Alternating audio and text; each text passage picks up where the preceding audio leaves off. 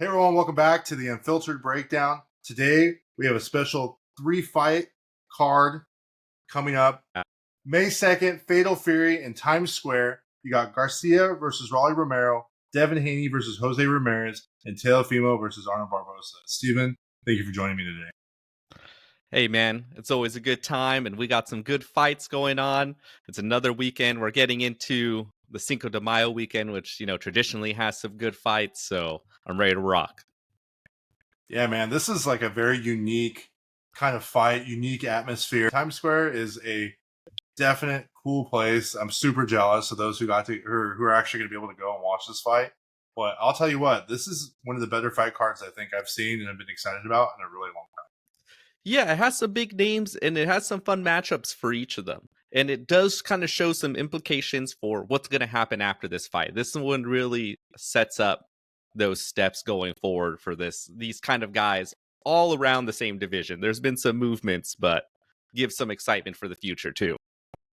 Absolutely. And I do think, like you said, this is going to really determine whether, title contenders, obviously 140, there's a championship fight, but also at 147, because I know Jose's planning to move up to 147 permanently. So it'll be really interesting to see how all this plays out. But I'm just going to get right into it. So the first fight we're going to cover is Ryan Garcia versus Rolando Romero. It's a 12-round welterweight bout. Currently, the odds are favored minus 1,000 for Ryan Garcia, and Raleigh is a 560 underdog. So that means if you bet $100, you'll win 560 for those who are not sure. So some of the things that I realized when looking back at Ryan's tape and Ryan's fights, some of the things he does really well is he has really good hand speed. I mean, you can see that from all the way from the amateurs to now. Even though he has a lot of breaks in between, his hand speed is next level. Like, it's, I don't want to say God level, but it's pretty close, right? And because of that, he lands quick combinations and he surprises his opponents with how quick his speed is. And that is the biggest weapon in his arsenal. But speaking of the biggest weapon in his arsenal, in my opinion, it's that big left hook. And we were able to watch that in the last fight against Devin Haney. I mean, we'll get into that a little bit later. I don't want to go down that rabbit hole just yet. But that left hook was money. And that is his best weapon that he has. Also, his knockout power. I mean, if you look back at his fights, I think his knockout percentage is around 90%, high 80s, low 90s. If I'm it's correct. at 83%. So, okay, so with his activity, it is very significant. 20 of his wins out of 24 were a KO. I think I like that very good. He's pretty big for the division as far as like his length. He's about 5'9", 70-inch reach, which is pretty good because I think Raleigh's like 5'8". I think Ryan has like an 1.5 inch reach advantage in this fight. But it kind of gives him an opportunity to kind of move up and still be, so I think he'll be successful at 140, 147, and 154 at some point, just based on his height and his reach. One of the things he is really good at is he's very aggressive, very confident. Well, you can see that it is kind of built into his game, right? He does use his confidence as part of the things putting pressure on people. Moving forward, standing up straight. He's kind of in a way daring people to come at him and test that speed and power that he has. Well, and when they do that, though, he's like just looking for a left hook counter and to put your lights out because that's one of the things, that's his bread and butter, right? That's the thing that he loves to do. And the last thing that I think he does really well is he showed a lot of resilience. And I'm specifically talking about in that Luke Campbell fight. I mean, I know we can go into the Gervonta Davis fight. I mean, I know he was injured. I kind of don't want to go down that rabbit hole here, but he got dropped early and he was able to recover, come back, and get a win to stop. So he stopped him, I believe, right? You can quote me if I'm wrong on that. Yes, he did. Yes. So those are some of the things I've seen that, and just through tape and stuff, that he's done really well. Some of the stuff I think he can improve on is his defense, and specifically, I'm talking about the Philly shell. And I'm kind of curious if you want to. I don't know if I would call it a Philly shell. Well, it's his version, his rendition, his interpretation of the Philly shell, right? So, I mean, I think this is a good point to me to break the fourth wall and be like, hey, you guys that are watching, you want to comment and let me know how you feel about the Philly shell or his rendition of it. I would love to hear it. Because I've seen a lot of wide range of spectrum of different responses. Because even though it looks ugly, it doesn't look clean, it's somewhat effective, and I don't understand how and why. But he makes it work. I have to think it comes through the limitations of people dealing in with like clinch and the movements and what is legal to hit in boxing, right? If you're someone that normally watches our MMA stuff, targets for the body and like low blows and to the back is very different in boxing, right? You know, you'll see in I remember like with the Usyk fight, there was the controversy of like, was it low or was it to the body? And it's like for boxing, it is under the belly button is low, right? That's the general aim for it, which is Right. very different than you would see in other combat sports wise. And you're not allowed to hit straight for the back, right? You can do the kidney shots, and there's kind of like some leeway in the movement and people getting hit there. But Ryan seems to be really trying to take advantage of that idea by just making that the biggest target he can make and just try to make it illegal to hit him in anywhere Right. that he's exposed. But people still hit him and they didn't really care from Yeah. what I remember. So, but yeah, that's interesting. Like I said, let us know in the comments what you think of his version of the Philly shell. I know that's just what they call it. I know it's not the Philly shell because we've seen obviously like Mayweather Yeah. and some others do it really well. But I'm just curious as to what people think on that. Second, he is really reliant on his speed and power. So sometimes some of those defensive techniques are not as present. And you kind of just touched on that a little bit as well. Like I said, I just think that Philly shell is really nasty looking, but it gets the job done. Inconsistency. So what I mean by that is that he isn't really like, what's the word I want to use? Like, I don't want to say ring rust because there's some people that believe in it and some people that don't, right? When it comes to ring rust, but he's not fighting 2 or 3 times a year. He's maybe fighting once a year, once every 2 years. And I know there's a lot of stuff outside. And I don't want to go down that rabbit hole either, but I think if we were to see him more consistency, that would also help with him overall in general, as far as like his fundamentals and checking off that ring rust. How do you And feel? I was going to say, with that kind of inconsistency, how do you feel for, kind of seeing him leading up to the fight, kind of adjusting to the weight class? I think the weight will be fine with him only because he's naturally heavier. Like you see guys like Devin, right, that blow up. Obviously, Yeah. Ryan's not blowing up like Devin is, but I think this weight class fits him better. He's not having to lose so much weight, so I think that's going to help him. But also, I mean, not the ring rust, but the not fighting so often. There's it's a double edged sword, right? You fight too much, you get cracked too much. I mean, I don't want to go into MMA, but look at Volk, right? Volk's Yeah. a good example of what happens if you fight too much.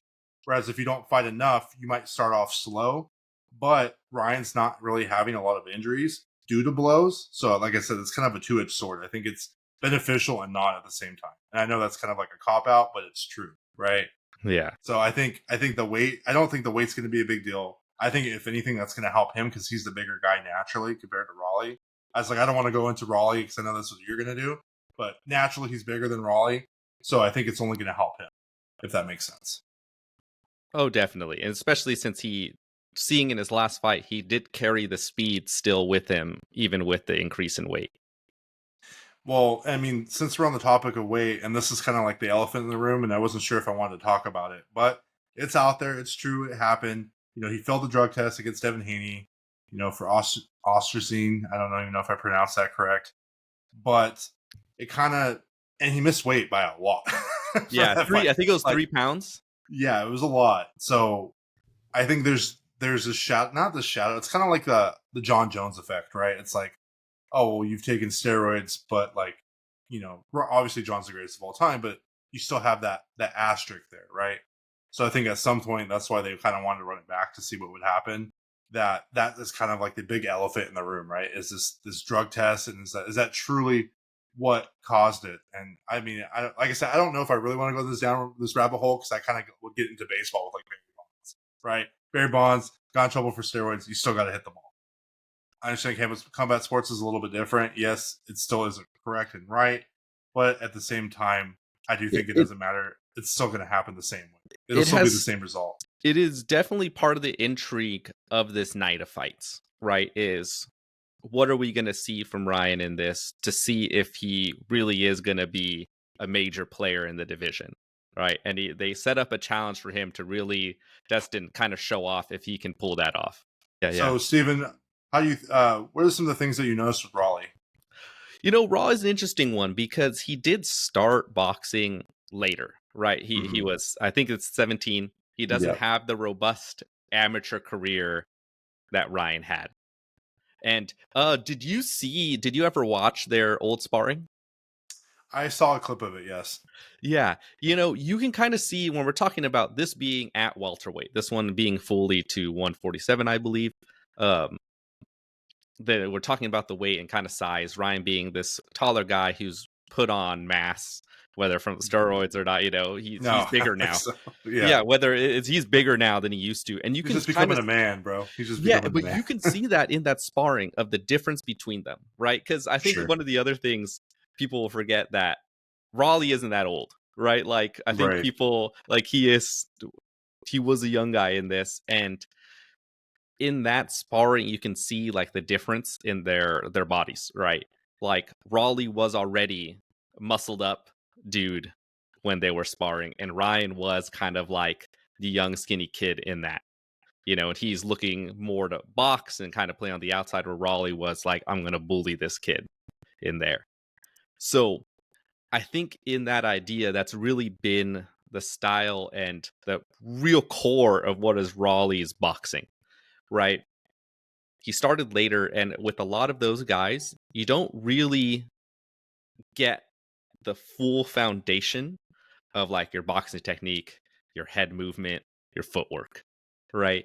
You see a lot of people, because he was so strong, so powerful, and is so athletic.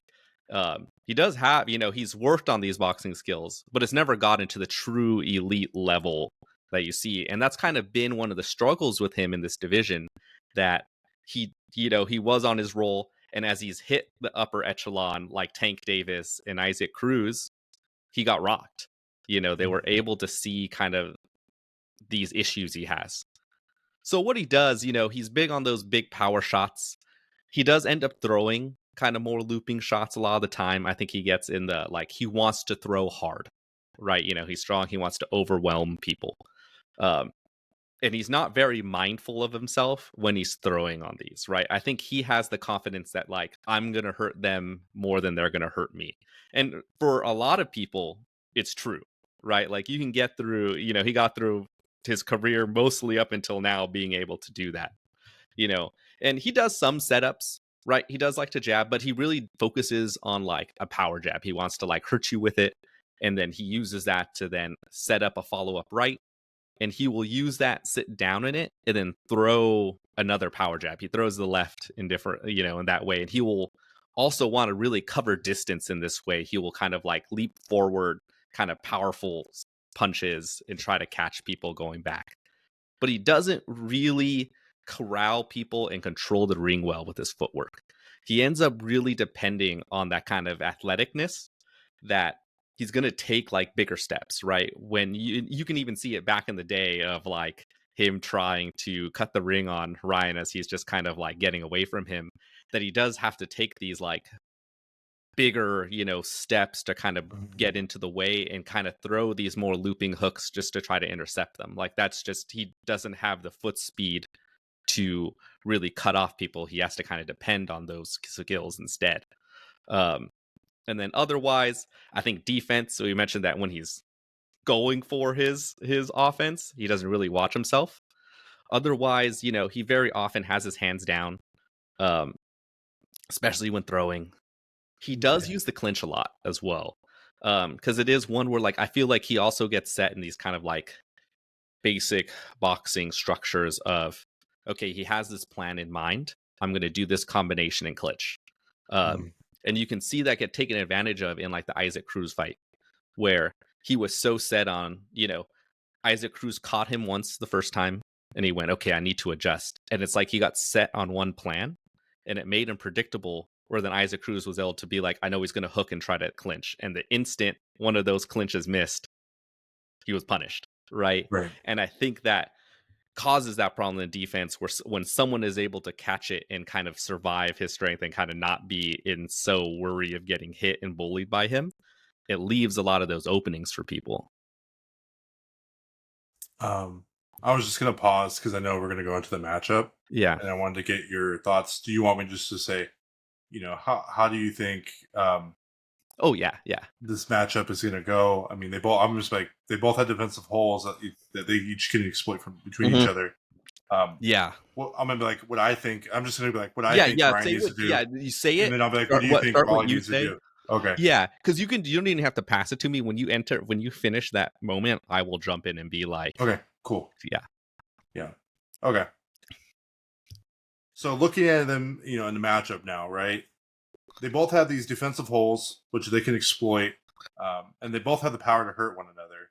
In my opinion, I think Ryan needs to do, well, what I think he's gonna do is he's gonna rely on that left hook. Whether he's gonna be aggressive with the left hook, which we've seen, right, like against in the Devin Haney fight, or whether he's gonna let Raleigh come in, kind of like we were talking about with the sparring, and when Raleigh decides to make a big step because his footwork isn't all that great, just pop him with a left hook and drop him. So that's kind of where I think like Ryan's game plan is going to be, because we all know what's coming, right? Yeah, We all know that what it is. is That's what he's going to do. and that's kind of been the thing with Ryan's offense is that he is so left hook ready, Oh, right? for sure. You have to be prepared for that. And because it's so quick, it's just before people can react, right? We're kind of touching on the Haney fight, but I think that was just part of the thing where he just could not expect or did not think Ryan was going to be that fast and hurt him, Ryan's right? timing was It just just impeccable, dude. baffled him. Yeah. And that's, I think, part of why Ryan gets hit in those is that he is so set, like he wants to set his feet. He's waiting for the time where he can set his feet, watch the opponent come in, and just kind of hit them either before their punch or in between their punches. Right? That's such the big moment for him to do it. And I think part of it, I know he is powerful, of course, but I don't think it's just like heavy hands, right? Tank Davis said Raleigh was actually the guy who like hit harder from all the people he fights. And I can believe that. And that Raleigh just has heavier hands. Like when he's just landing a regular jab, anything like that landing, you're going to feel the force and weight in his hands and body, right? He's like I said, big muscled up dude. Ryan, kind of hits with more speed, more like snap in his punches for a lot of it. And even for his hooks kind of come in like whipping style. I really think it's the speed and hitting people in those in between moments that really amplifies the idea of that power, right? I think if we just put them on Magic Punching Machine, I think Raleigh probably is going to be the higher one in that. But that What speed and hitting that opening and the timing of it, I think is the real difference between them. do you remember the quote Conor McGregor said? Was it speed beats Oh, power? I think it's timing beats speed. Like I forget the full I'm gonna look setup. it up. I'm gonna look it up because I Yeah. think that's a good thing to quote. Timing beats speed. Honestly. Uh, let me see. Oh, it's precision. Mm. Precision beats power, Power. and timing beats speed. Okay. And so, I mean, I know that's a Conor McGregor quote, but it's something that when you were talking, it kind of reminded me of Ryan, where it's like his timing. I mean, it's timing. Look at the Devin Haney fight, right? It was timing. Yes, he has incredible speed, but his timing is immaculate. And I think that's what he needs to do against Raleigh is time him coming in, trying to chase him, and just hit him with a left hook. Yeah, and Raleigh kind of feeds into Ryan's preferred style. We got to see Ryan against Haney was much more willing to kind of go after Haney because it will go into his style in a little bit, but he doesn't want to follow. He's not going to chase people. So Ryan knew he Right. had to get after him. Right. Raleigh is 100% someone who's going to go after Ryan. Oh, And I think 100%. Raleigh is going to be someone who thinks like I'm going to punk this kid out. I think that's Right. going to be his mindset coming in here. And I think that plays to that style of Ryan wanting people to like commit to coming in and hitting them. But because of his, so focused on watching them and trying to react and hit those counters, it does leave him in those bad spots to get hit. I think he himself is also accepting it, saying that like, oh, I'm going to slip a little bit, or like if it hits me, it's not going to be as bad as I hit them. And now you have two guys both doing that, I think, for this Right. fight. I know you didn't. Do you want to kind of talk about Raleigh, or you didn't really say anything about like as far as like what you think he needs to do to hurt Ryan? Well, I think we're still like I said, it's just about the matchup of skills, right? It's like, Oh, okay. yeah, Well, yeah, because I just said the both because I used your quote, like what you said. yeah, Both had defensive holes that the other can exploit and has the power to hurt the other. yeah. So Well, I was that like, was kind of the I'm thing. only saying that because we're like at 22 minutes already, and it's only the Yeah, first fight. So we're yeah. kind of getting back into I that thing think where don't get too caught up in the idea of like, because I don't think we have to be like, how does this person win? How now this is how this person wins, right? I think it's just talking about their skills in matchup okay, and what this looks okay, like, right? okay. Um, I don't know. Do you want me to ask the second question? I mean, I don't know if that's kind of These aren't, like I said, okay. don't think of it. It's like the Chat GPT thing. It's not a thing to like read off of Yeah. verbatim, Well, I just right? kind of It's a use it as like thing to guidance to be, kind of get my yeah, thoughts it's a thing together. of like, Right. these are some things to talk about. And I think like, yeah, Okay. talking about his turtling is going to be a, so you can be like, how do you think, does Raleigh have any ways to kind of get around that and anything like that? Okay. I guess what I'm trying to figure out, like, and I guess we probably should have met more. I guess I shouldn't try to. I'm not trying to rush it, but like like I'm trying so hard to cut the episodes down because when they're Yeah. an hour, like the Yeah. retention time is terrible, like Yeah. absolutely terrible. Whereas when we do something quick, like people are like more inclined to watch a 5 minute Yeah. excerpt and then move on, kind of thing. Yeah. So I think that's where I'm trying to find like this fine line of Well, I think too much or not enough. getting, like I said, I think the matchup part is the important because that's where you really kind of say how they come together. Yeah. I think getting too caught up in we have to hit these point, like the trying to structure it to be the same for each of them, be like, okay, we went over this, we like I had to go over all the prawns of Raleigh, all the cons of Raleigh, and then this part. I don't think we need to do that directly, right? Okay.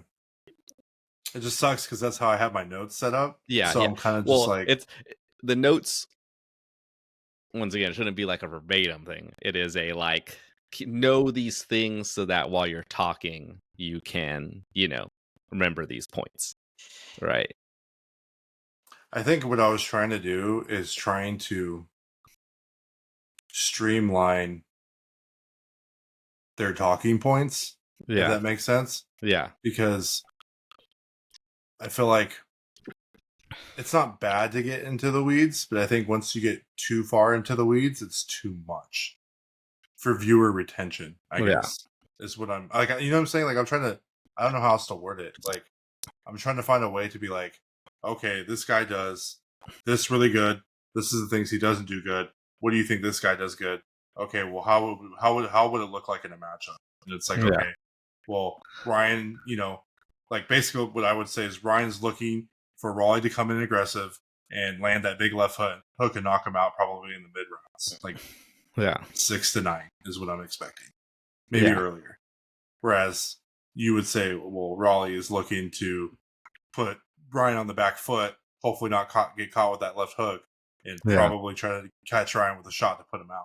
Because I think that's what they're both yeah, trying to do is to knock each other out, right? yeah, yeah, And I think that's where I'm like, I'm trying to find that medium of just kind of being like, okay, this person does this person can improve this. Well, because of like it's like a story, but because they're not good at doing this, how yeah. does that translate to? This is what I was trying to think of the story thing because that's where like what I was kind of itchy is just that making it feel unnatural, right? Oh, okay, Yeah, right. Where that's where I was saying like when I made I mentioned the ChatGPT thing is like you can tell it is because it's not natural, right? If right, you read that, that isn't a like regular person talking, right? right, And that's what we're doing here, right? Or we're talking about it, we're doing the stuff, we're right, right, talk with each other on it, and that's kind of right. like the core of it, which I think like the matchup part should be the core of it because that's where we actually say how their things come together and what we think can look like or what things are important for them being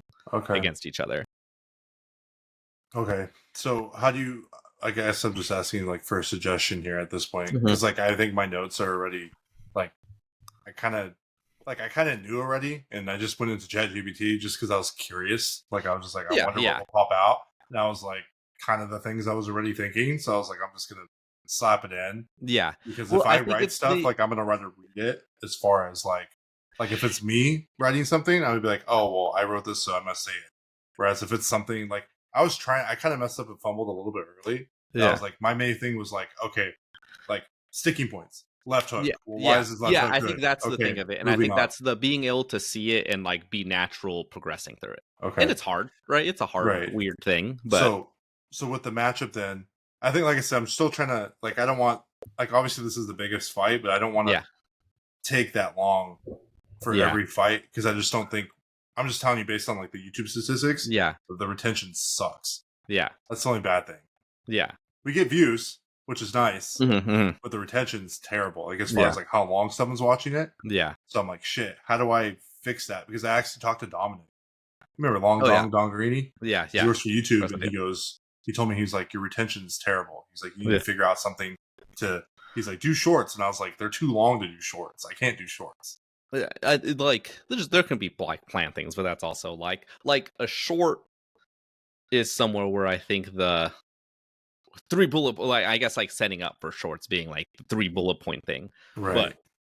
I think the process of talking here, doing the like we have to do 3 bullet points or like doing that makes it seem unnatural, Okay. right? Than just being like flow through it. Like I said, that when we're talking last time, we were like, "Oh, I just wanted to see if you want to get through all the things that you wrote down." It's like it doesn't matter if I get through all the things I wrote down, right? Like Okay. realistically, if we're going and we get to a stop point or like pause moment, move on, right? Like don't get too Okay. caught up in So, I have to read every line that I put down. okay.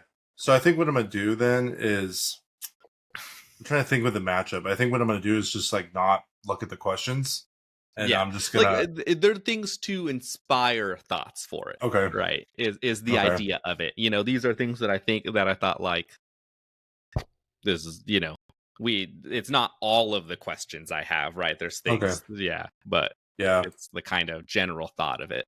Yeah. Hopefully for the next part that we Mhm, do, mhm. like I said, I'm gonna try to just run through Yeah, it and let you run through it, and then yeah, just kind of get into the matchup and move on. yeah, Like, you know what I'm saying? yeah. But And Hades is easy, at least. no, I think so. I think Yeah, it's very straightforward what each fighter needs to do. yeah, yeah. Whether or Like not this they is do not. it is Yeah, yeah. Well, I think it's the like I said, that's why I think the meat of it is the idea of the matchup and us talking about like how do okay. we think these things matter for the fight, Okay. right? So I think what I'm gonna do is like I don't want to like redo it, but I'm gonna redo the matchup, I guess, and kind Yeah, of just see how it looks between both in post when I yeah. edit, Oh, yeah, and yeah, just yeah, kind of go from there.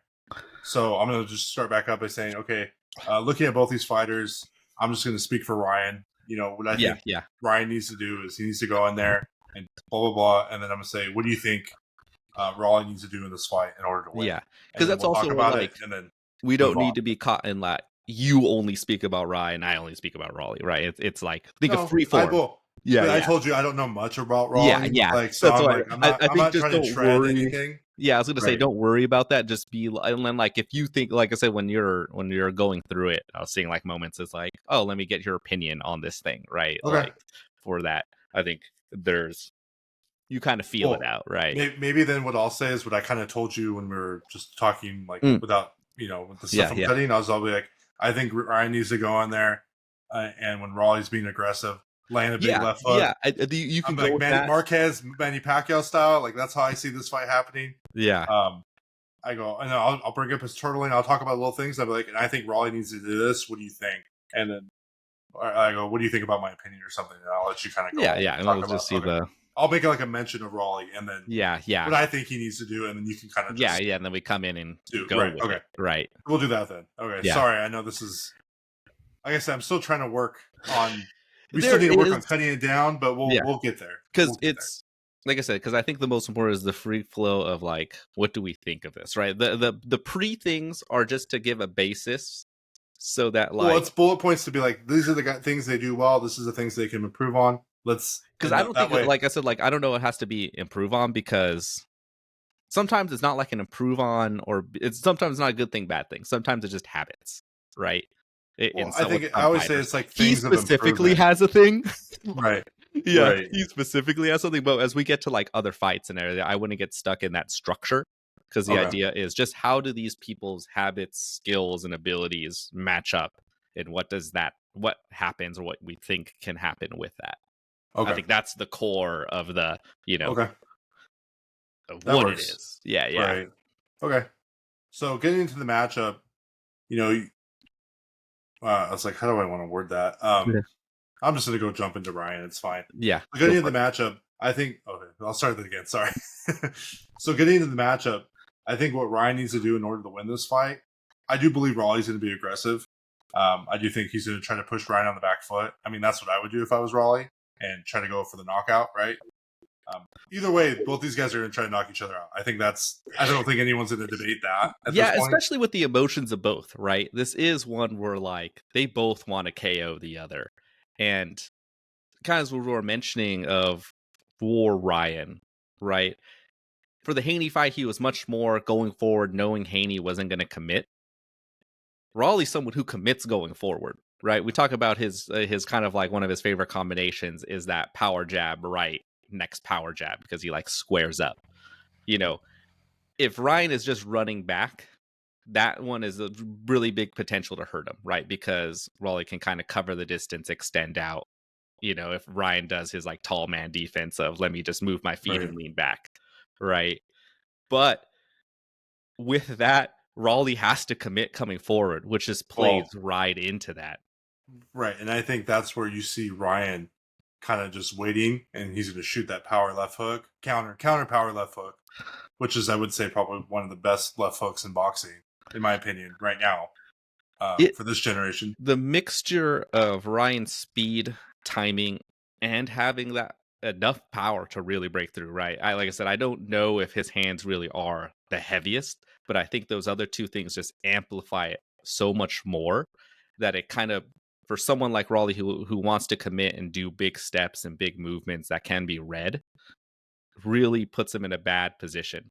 But with that, Ryan does focus so hard in watching his opponent and waiting and like being ready to throw and kind of giving up on his defense in that moment, right? It becomes the focus, like the mental focus on landing that hook so much. Right, and it's kind of like what I said earlier when I was talking about some of the things that I call what he can improve on is that he does rely on that a lot. But I do think though that is the way he's going to win the fight, right? Like I kind of believe it's going to be a Marquez Pacquiao kind of situation where I can see Raleigh coming in if Ryan's going to win, right? Where I see Yeah. Ryan or Raleigh coming in trying to cut the ring off, and Ryan's just going to throw a massive left hook and just drop him. And I I, think that's just the way that the fight would play out in Ryan's favor.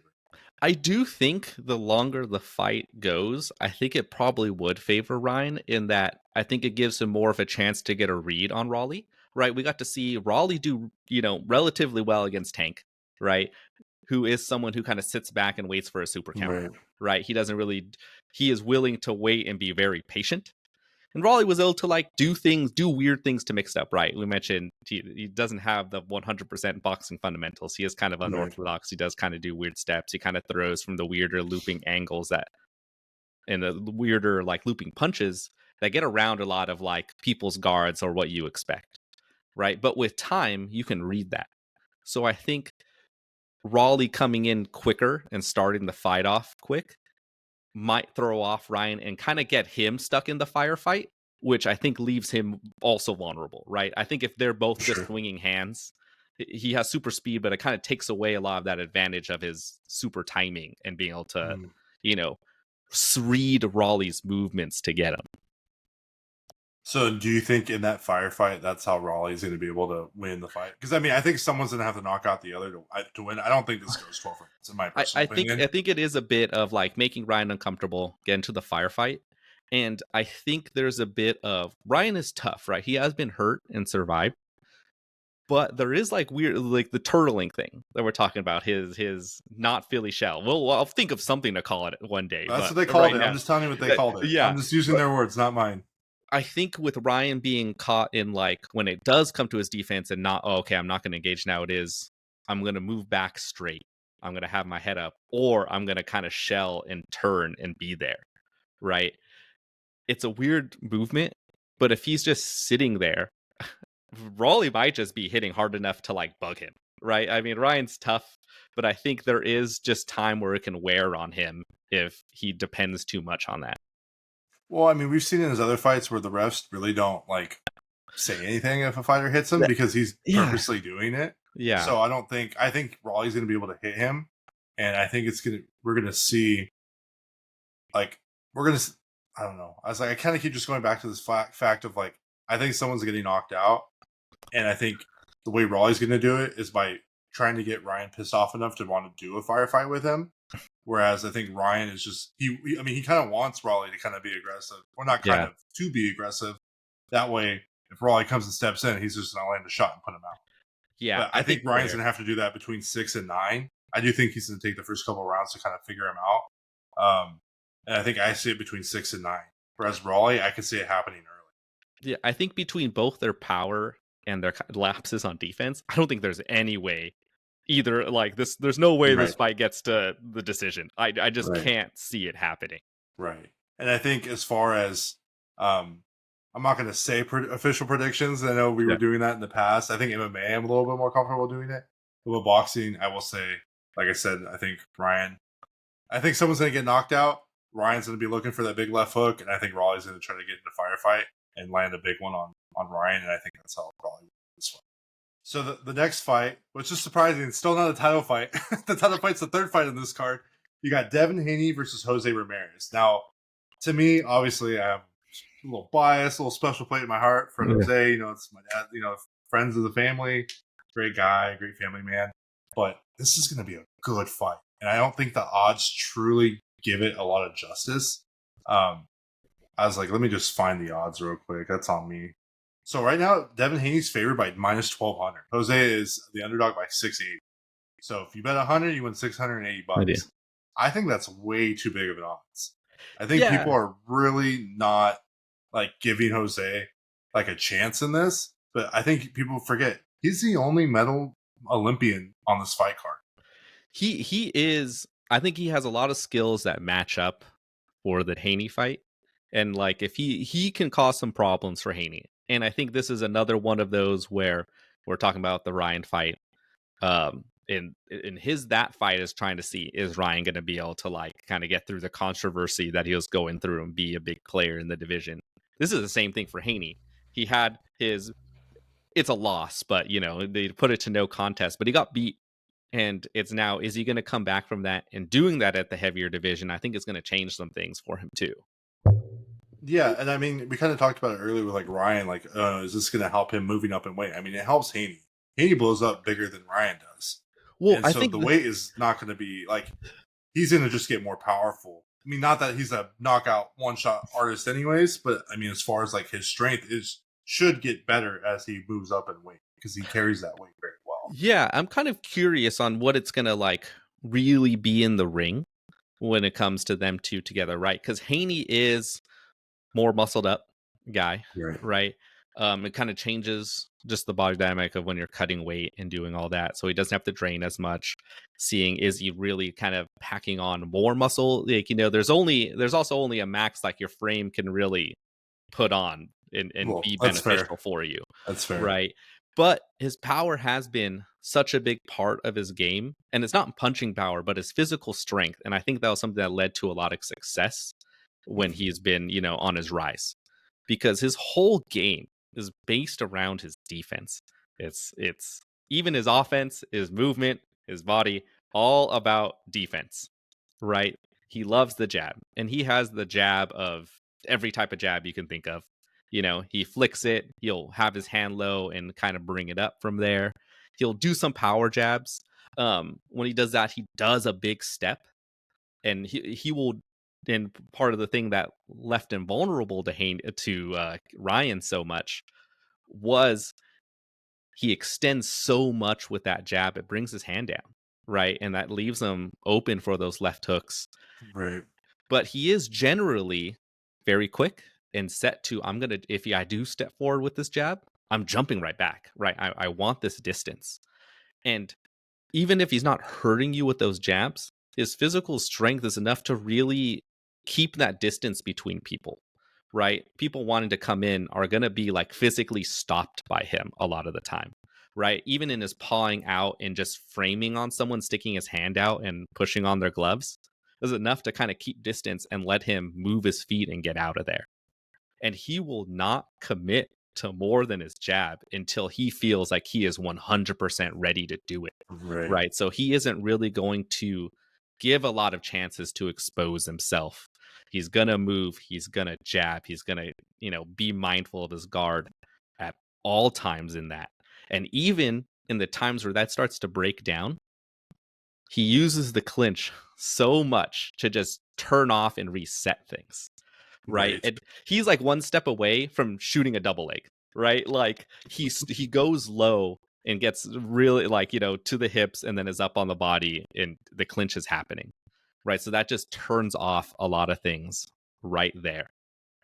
So that is one that frustrating to see a lot of times, but has For the made fans, it. for sure. Yeah, Yeah, but it has for made sure. it such even harder thing to get through. And even someone who is generally better in the clinch when he was fighting Loma, right? Like still it just turns off people wanting to hit him with combinations. It messes up things where even if you get him to the ropes, he can kind of shoot down low and kind of just already stop the momentum people are building on him. And like I said, he doesn't really have the finishing power, so he's gonna be going through all these rounds, right? And I don't Oh, for sure. think he's gonna have power now. I think he'll have more power now than he did at 140. So there's a caveat to this. So the fight, we don't know if it's at 144 or 147. There's a Yeah. bunch of different reports. I don't want to reveal my source. I have inside sources that says it's still 144 because I don't want to get in trouble. Yeah. Those who know. Yeah. So I've heard it's still at 144. I know his team has said out. So like this is not insider information that they're okay with 147 because it helped Jose. Yeah. But I heard the fight is still at 144. But if anything changes, I mean, as of today, filming, it's at 144, but it could be at 147. But with that being said, I do think the 4 pounds, it's going to be helpful. I mean, these guys are sucking themselves. I mean, for sure for Jose, but just talking about Devin Haney, he's still cutting down to 140. Yeah, he made 135. I understand that. Yeah. But at the same time, it's still going to help him. I think he's going to carry that power. He's going to carry some more power. It's not like he's blowing up to 160. See what I'm saying? Yeah. So I think he is going to be stronger, but he might be a little slower because he's Yeah. not going to be as light. And so those are the things where it's the trade-offs, right? And he's really wanted that strength advantage this whole time. So I really am curious on Jose also moving up in weight and kind of being someone who wanted to move up, how he's gonna physically match up with him. From my understanding, Jose looks a lot better at 147. He's even been on the record saying that he should have done this a long time ago. I do know that he wanted to go and try to fight for that belt after the Josh Taylor fight. So I think he wanted to get his championship back. But I just think with his age, not that he's old, but just with the age and time, and he needs to move up. He's sucking down really bad to 140, 147. He's going to be a lot stronger. And I think really, if you put them two together, I think this benefits more Jose than it does Devin.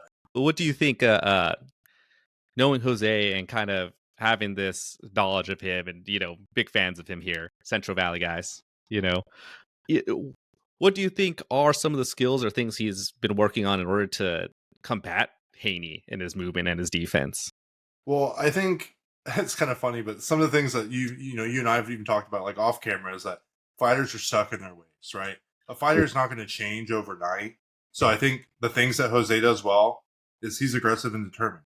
So when he goes out, he's going to be, I mean, when he's successful, he's going to be putting you on your back foot, which Devin has no problem of, right? He's going to be putting you on your back foot, and he's going to give you that Mexican style fighting where he's down. He throws some dirty boxing in the clinch. He don't care. He's just throwing body shots, hooks, uppercuts, right? I mean, you saw it in the Richard Comey fight when he was here in Fresno, where he was just going every bell to bell, corner to corner, just going, throwing. He was just throwing.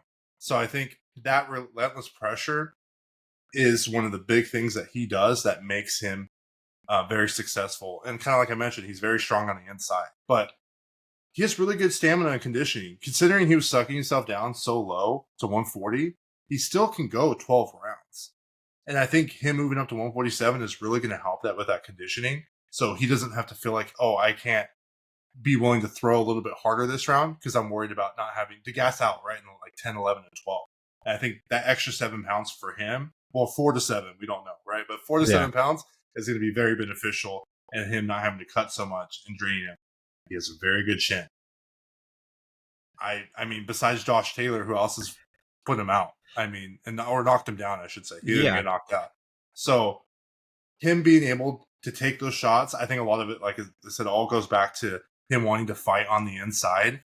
Um, of him not really getting caught too bad is really going to help with going up in weight. I don't think he's going to have any kind of like concerns of power or against opponents who may be a little bit stronger at that weight class and hit a little harder, because he's already shown that he could take a good shot on the chin.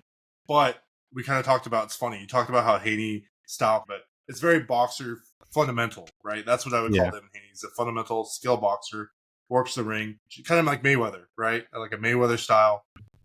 Jose's the opposite. Jose's a crowd pleasing. He's gonna freaking go. He don't care if he gets hit, which I'll kind of get into in a second. But he don't care if he gets hit. He's just down to throw down. But that's why people are so excited to watch him. And it makes for very good. You know, I think that's part of one of the keys to this whole matchup, that with Haney, he is someone who is so safe and so risk averse and so unwilling to break away from his like set skills and ideas that he has set, right? He'll flow and like react to punches and do that stuff, but I mean, like, if he's not ready to throw a combination, or if someone's putting pressure and people are throwing at him, he just can't break away and start throwing. Like, he just cannot get himself out of that. And that's something where, Jose excels in that area, right? And even being able to mix up his shots during that firefight in the back and forths. I love his left hook to the body, right? It's just something in between all of those things that is beautiful to see. And I think those are the exact things that are going to help him against Haney. People are really sleeping on Jose. I think the fight and the odds should be a lot closer.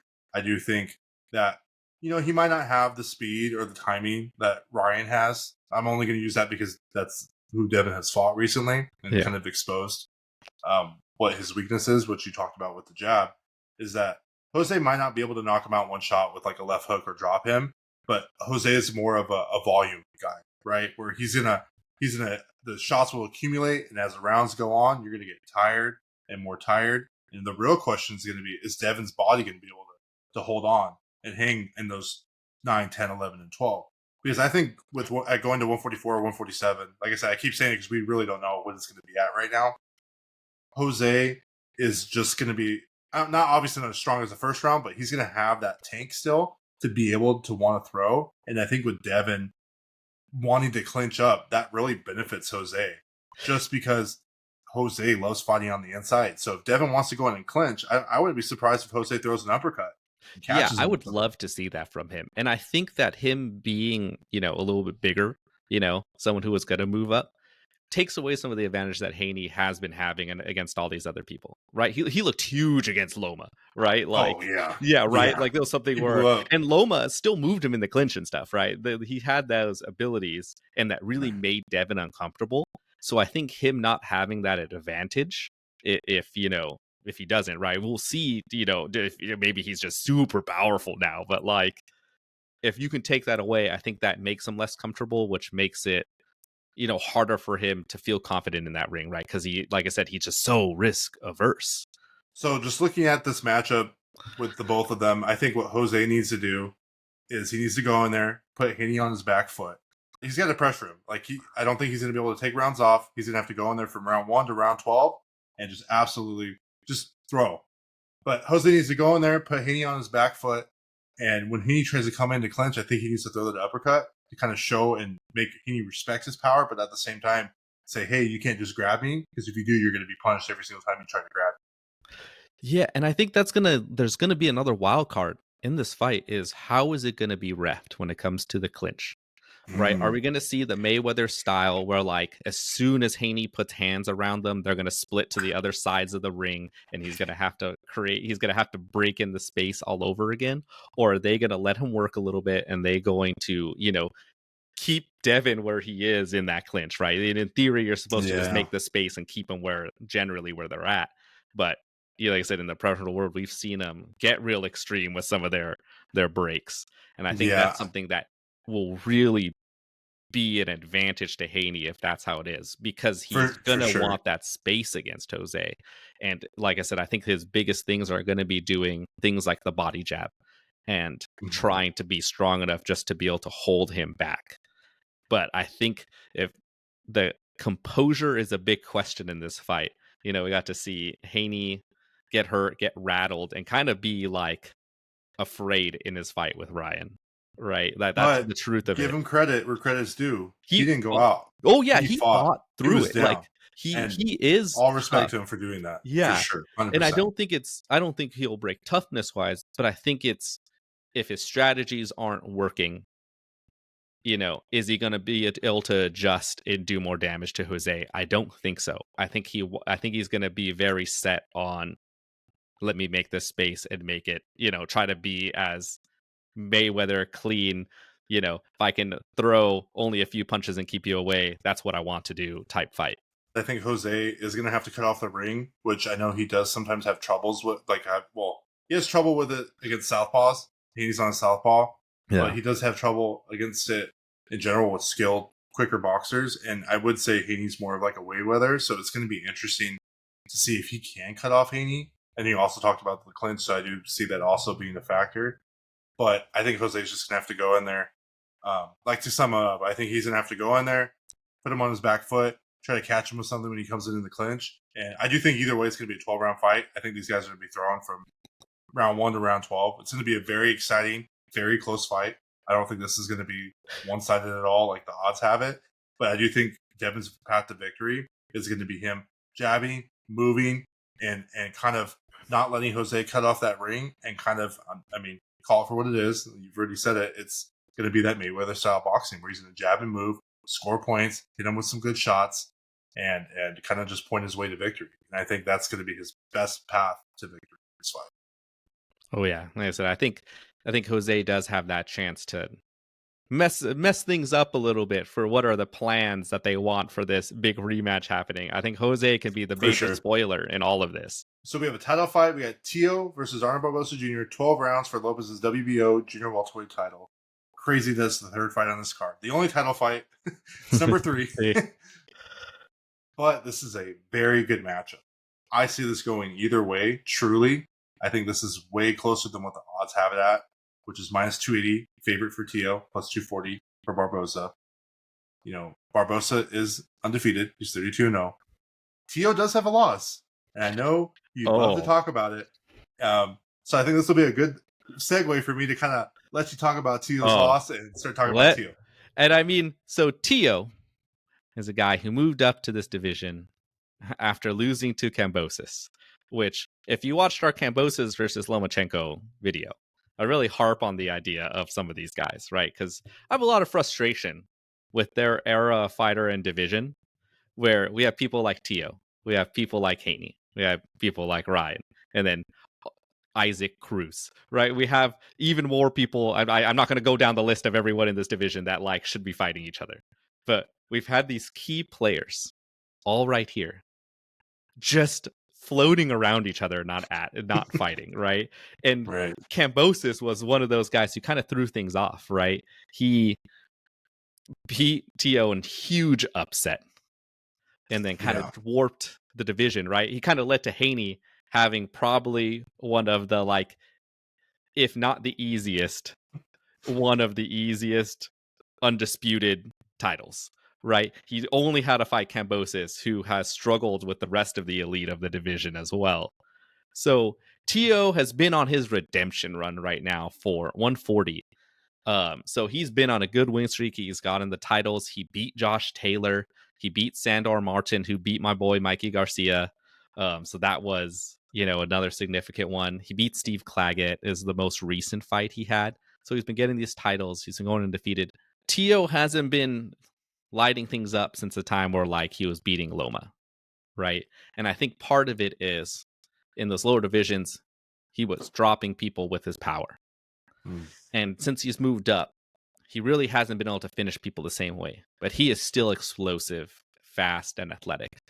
He is someone who, kind of in the way we were talking about Rolly earlier, this athletic guy, where Rolly doesn't really have a lot of the fundamental movements that kind of make it harder for him to move in the ring and kind of set up some of his shots. Teo does have a lot of that. And he's choosing to, I'm going to take a big step at this angle and bomb you with this punch, right? Because he does have a lot of those core skills that kind of allow him to break the rules a little bit of boxing. And he is just so fast with it. You know, he just blows people out. The reason he struggled with Kambosos is because he just like turned off his brain that fight and went, "Oh, I'm going to run through this guy."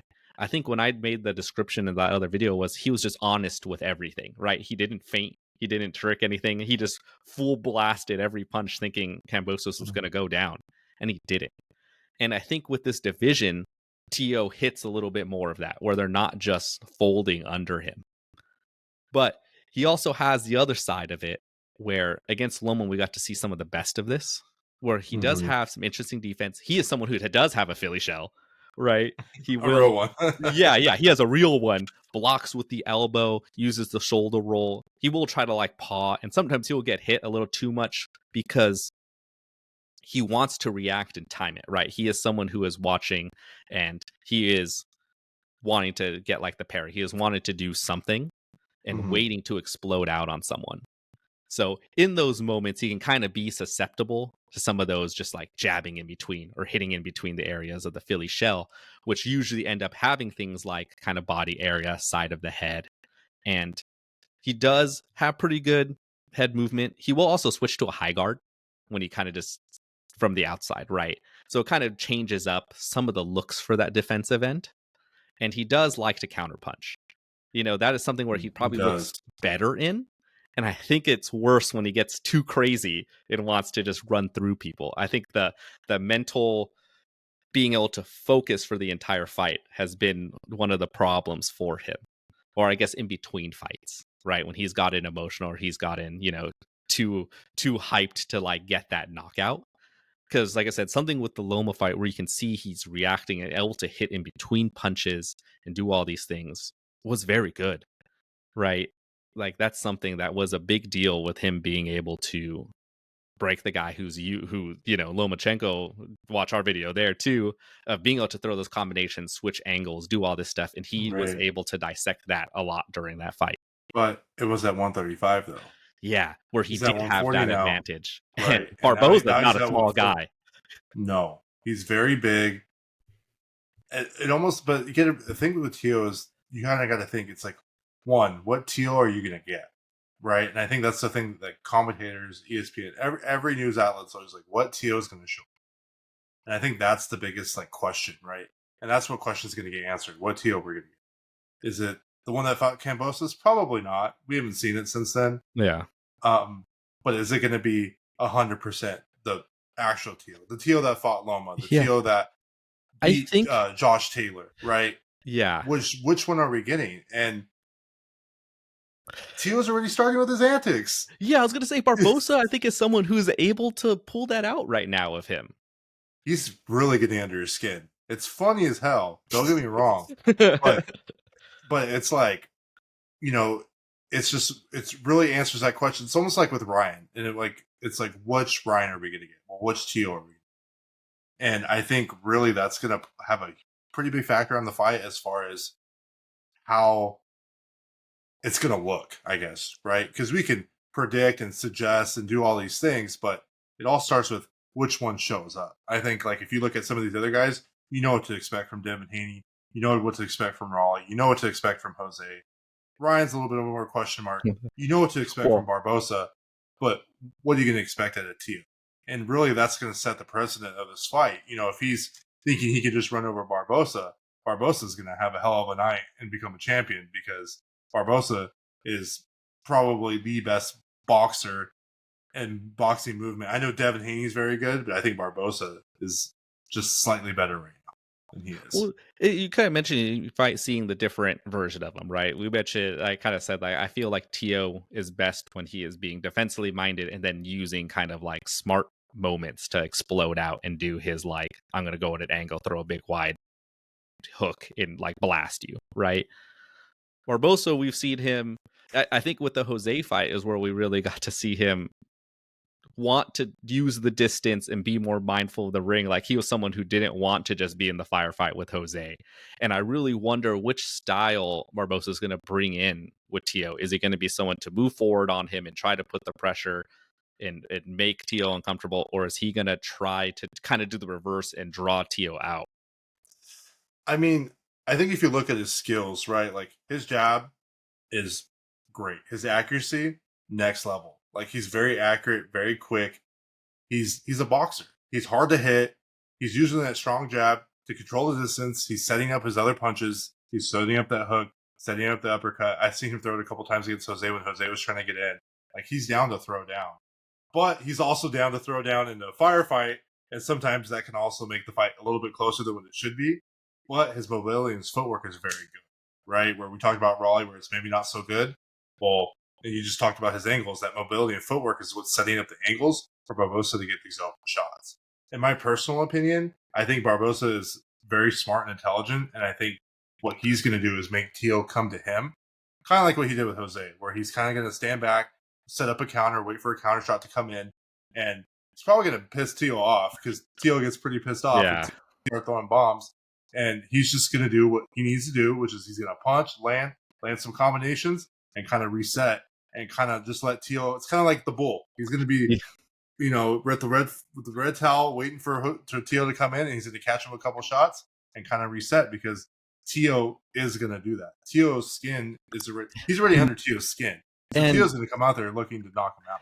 Yeah, and Tio, because he's so explosive and wants to like use his legs and make this big attack right, he is someone who's more refined than Raleigh. There's still the fundamental, like, when you're doing these big steps, big actions, and you miss, you're going to be more tired. And Tio, besides the arms and the Philly child stuff, he does like to use his feet a lot. And once he's not able to do that, I think that's also going to make it just way harder for him, right?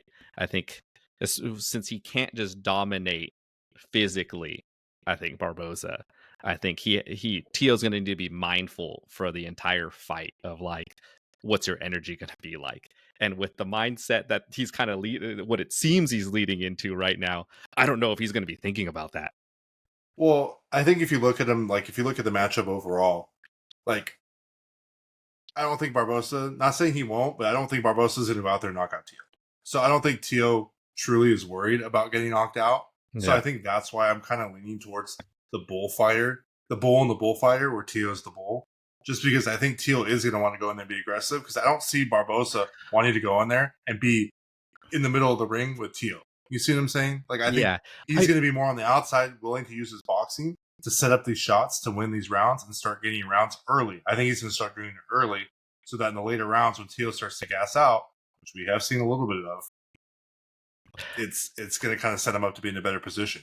I also think of who Barboza just fought. And I know it went to split decision, but he did fight Catterall, who was someone who a very defensive shell, type fighter. And he did have some struggles in that. And he did get countered when he would kind of like a lot of the times I got to see, some of the best shots get landed on him is when he did kind of throw like a one shot, just being lazy, right? And let me just throw his jab, not really being fully committed or fully aware. And I think that's an area that Tio could really exploit. But I think him having that fight just directly before this being shell based, I think is going to give him a little bit of like, he got to see some struggle in it. He got to kind of see that he wasn't successful at all these areas. It went to split. It was close. Like, I think that kind of leads into him being mindful. And I think he did show that he is willing to try to like switch things up in his fights, right? He's willing to, I think, change strategy like he did with Jose to try to win his fights. Interesting. Yeah, I think it's funny how I think we have completely this hasn't happened in a long time, mind you. Yeah. I was like breaking the fourth wall here, talking directly to you guys, the audience. Steven and I agree on a lot of things, but I think as far as when it comes to this fight, like he's thinking Teo's going to shell up. I think Teo's going to be full. I think Teo's just going to go out there. I think personally, just because I don't think Barboza's going to be willing to engage. I think Barboza's going to learn from not having a close fight or having that close fight with Jack that he knows his bread and butter is going to be that counter and to be boxing and his mobility and his footwork. So why even engage in something where he can run the risk of getting knocked out when he could probably box his way into a belt and a big payday? In my personal opinion, I think that's the thing, because even in the Kambosos fight, we got to see Tio, be an idiot for a little bit, and then he would pull back, and then you'd see him be mindful, and then pull back out of that.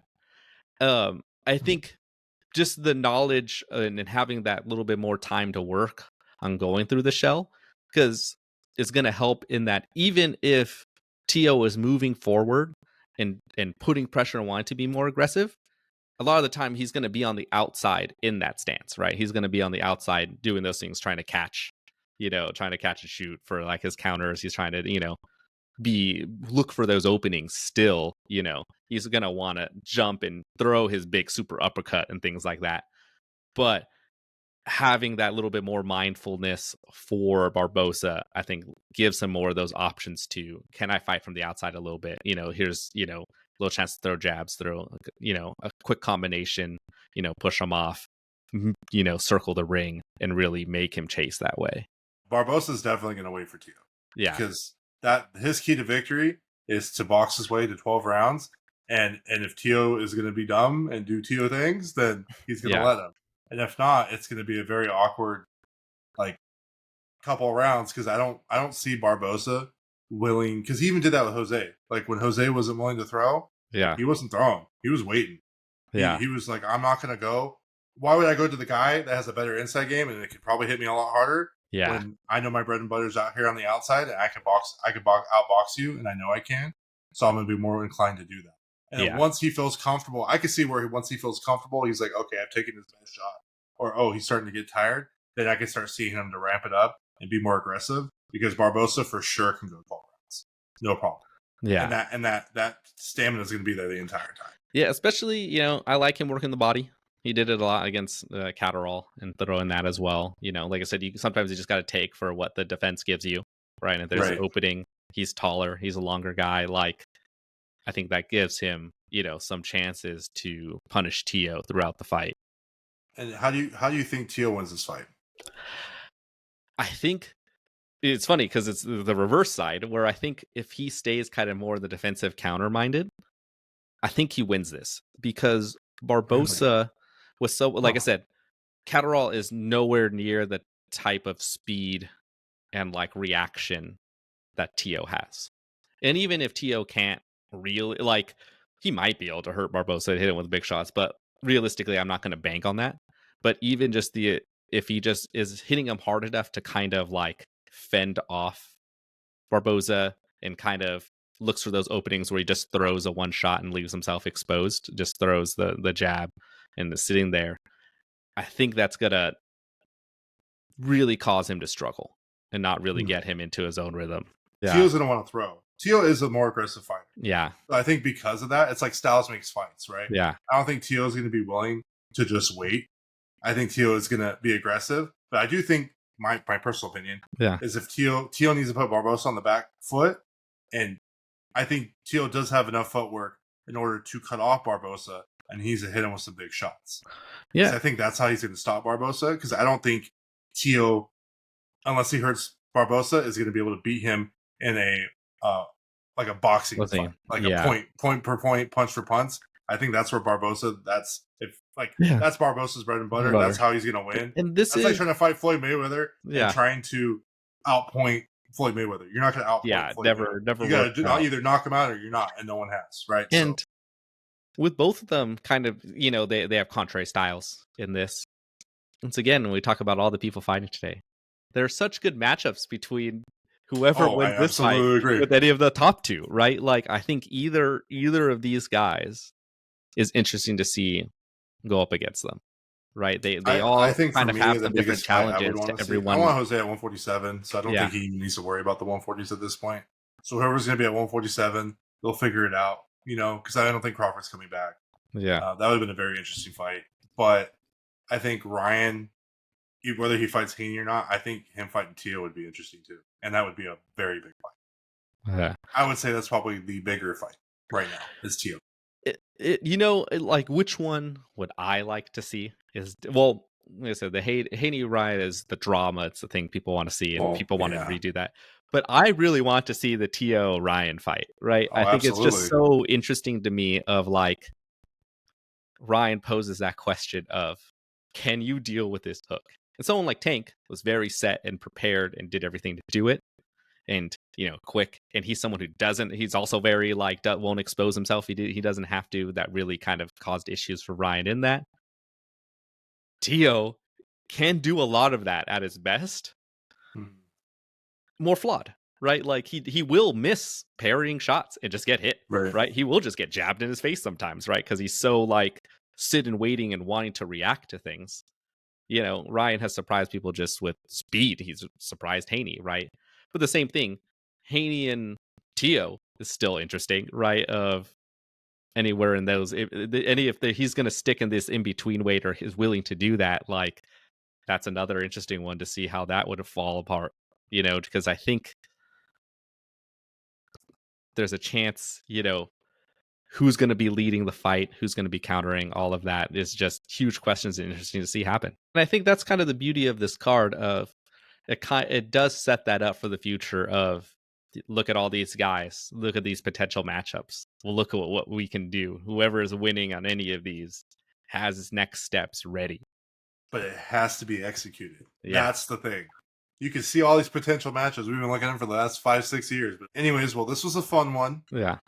We always intend to make it short, and yet here we are every week, every time. Yeah. But this was a lot of fun. Very exciting card. I don't know the next big card off the top of my head yet, so I'm going to be really honest with everybody. We'll maybe post what we're going to do. Maybe that's what I'll do. I'll post to social media and say this is the next fight we're going to cover to give it a little bit of hype beforehand. Yeah, because we'll see through the MMA ones as well.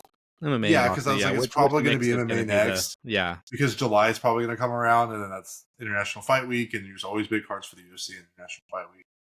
So, but it'll next episode will most likely be an MMA fight. So, for my boxing heads, you know, next big card, you know, we'll be there. But thank you, everybody, for staying tuned. Thank you for sticking around. Please like and subscribe if you haven't already. That's going to help us out a lot. We're going to continue to grow. By the time this comes out, the Boxing Hall of Fame will already happen, but I'm going to be attending the National Boxing Hall of Fame. I'm hoping to network with some very big names without spilling a little bit too much because I'm not sure yet exactly who's going to be there. So stay tuned. I might get a couple people on for some interviews. We are going to get some local MMA guys for some interviews for some big fights that are happening in June. And stay tuned because it's going to be very exciting, a lot of fun. Football's around the corner. When this episode drops, the football draft already happened, but big things happening. We're going to be very busy. But as always, thank you, Steven, for coming on. Always a pleasure, man. Fun to have this. Like I said, excited to do more. And the last thing I will say is please, please, please, please comment. Like, I don't care what it is. I can care you say you're dumb. I don't completely disagree with you. It's probably deserved a lot of the time. I mean, that's fair. Sometimes we talk straight out of our ass, and it is what it is. I mean, but that really kind of shows what you guys are thinking on your end, and also gives us a chance to respond. And I mean, if it's enough, I mean, I've even considered live streaming some of this stuff.